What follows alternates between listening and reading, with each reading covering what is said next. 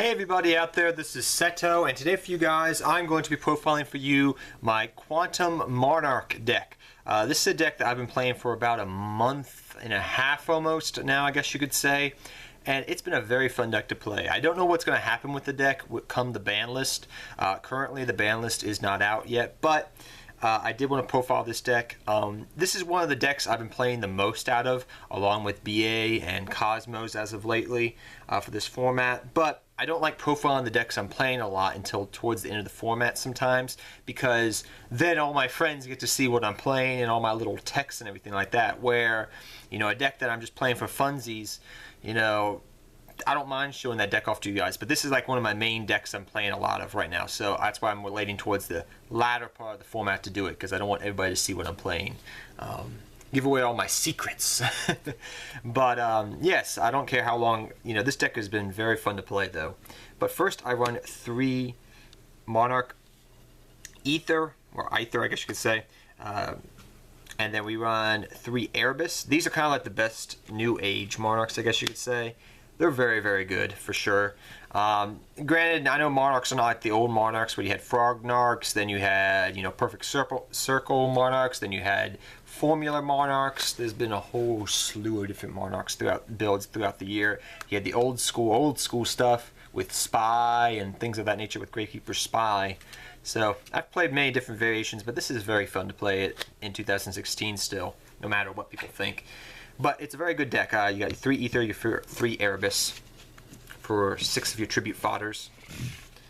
Then I run, because this is a Monarch, a Super Quantum Monarch build, I do run 2 Kuraz, the Light Monarch. This is for popping things, getting draw power off. Sometimes I've, you know, popped my own cards, that way I can get draw power going. Sometimes pop my opponent's cards. Yeah, they get some draw power, but sometimes I can OTK them that turn. It just depends.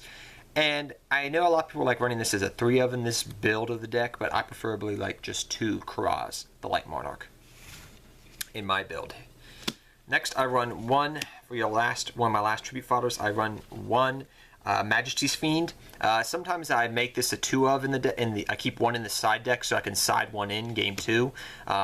That's just me personally. I'm still playing around with I sometimes even like running them depending upon my flavor of the week. I sometimes still run the Caius, or I still run the Thessalos Mega Monarchs. I still run these guys from time to time. It's just right now, currently at this moment, I'm not running that. I'm just still running my Majesty's Fiend. And I keep another one on the side because when I take this deck against meta, Majesty's Fiend puts a little bit more work in than those 2 guys. But that's just me. I still run Eidos and Eidos because the Heavenly Squire and the Underworld Squire, because they're still good tribute cards and they're still very good cards, but I no longer run them at 3 of a piece because I do find they're very susceptible and they can get cloggy to some extent and things of that nature. But I do like them as 2 and 2. They're both very good.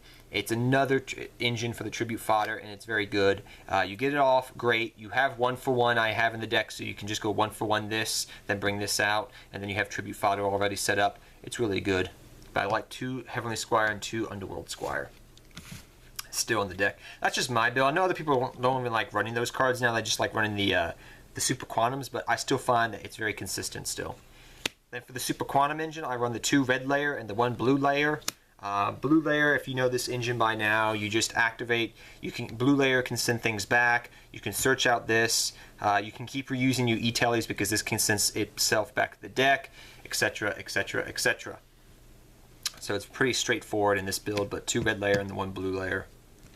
Really good card. And the cool thing is you can just special summon him. And I do like running, you know, that's what I was saying. Like, I keep going back and forth between Thessalos and whatnot because he is a fire type. So you contribute for Thessalos, get the 1,000 extra burn damage. So if you want to run the Thessalos over the, you know, the Majesty's Fiend, go right ahead. But he's very easily special, you know, he's like a new age Cyber Dragon. You just go special summon him if there's no card. So he's really nice. Then we go 3 Pantherism. If there's any card that I think is going to get hit in this deck, it's this card. Because this card's so good. But then again, it may not get hit. Who knows? Heaven knows. Only Ether, the Heavenly Monarch, knows. That's a funny joke. Bad jokes. Bad Yu-Gi-Oh! Jokes, Seto. We're on 3 Pantheism. This is really good. This is your draw card, your search card. Everything rolled up into 1. So yeah, very good card. Then we run 3 Tenacity of the Monarch.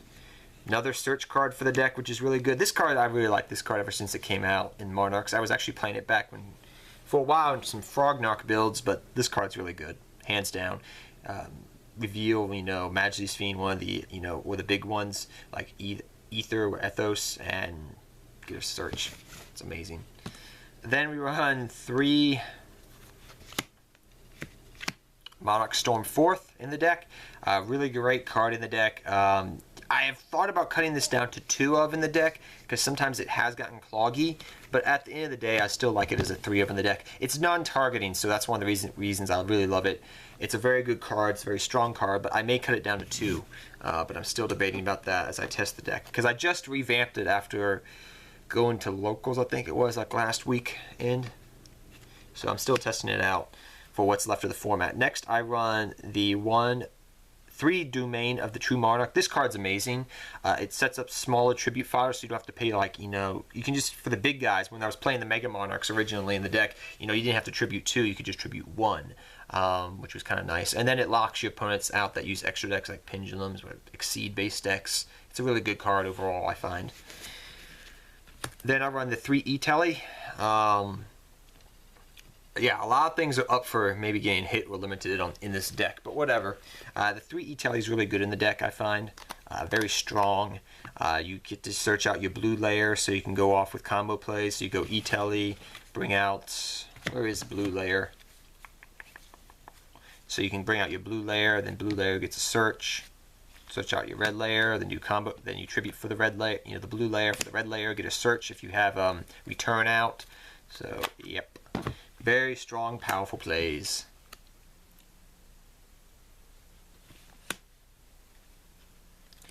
Next up, guys, we run our 3 Upstart Goblin in the deck.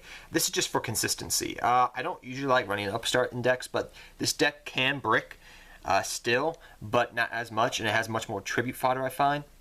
But I still like running the 3 Upstart Goblin just for consistency reasons. Then I run 2 Return. Like I said earlier with that quick play, you can literally go, E-Telly, bring out the blue layer, search the red layer, tribute the red layer, get the effect off of this, search out something. You're just constantly searching and thinning your deck out very quickly in this deck, which is something I really love. A consistent deck, for the moment that is, until maybe it gets hit, but 2 Return. Then I still run the 1 March. People don't like running this still. I know some people don't like running it, but I do like it as a 1 of in the deck because it's still nice to have. 1 for 1. Those are my 2 1 of things. I thought about dropping this for Regeki maybe because it's non-targeting removal, but it depends upon the matchup and whatnot. I'm still playing around with it, but I do like this still because it comes in handy in rogue matchups still, which I take it to locals at the moment. Then I run 2 the Prime Monarch. This is just another card that really comes in handy for tribute fodder wise, for just... It's a good card. I have thought about maybe playing some more traps in the deck in the future, guys, but I'm still testing the deck out. Like I said, this deck is very straightforward. There's no extra deck, so it's very cheap to build for the most part. I mean, it's a very cheap deck to build and a very consistent deck to build with all the reprints. I mean, what's the most expensive thing in here? Probably the red layer and E-Telly. And those are probably the most expensive things, but I've had those E-Tellys forever, and I've had the red layers. I got them for like $10 when they first came out, so no skin off my nose, but it's a fun deck to play, and it's a good deck to play. And I know a lot of you guys may say, oh, I don't like main meta decks. Don't show this on the channel anymore, and that's up to you, but I like playing meta because I like not winning necessarily, but I just like playing decks when I want to go to a tournament. I want to invest in my money. And I do like playing the deck because it's cheap and efficient and it's good. And I actually like Monarchs.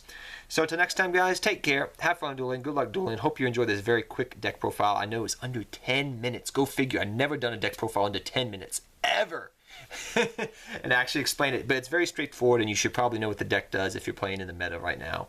But till next time, guys, take care. Have fun dueling. Good luck dueling. And I'll see you guys next time. Take care, everybody.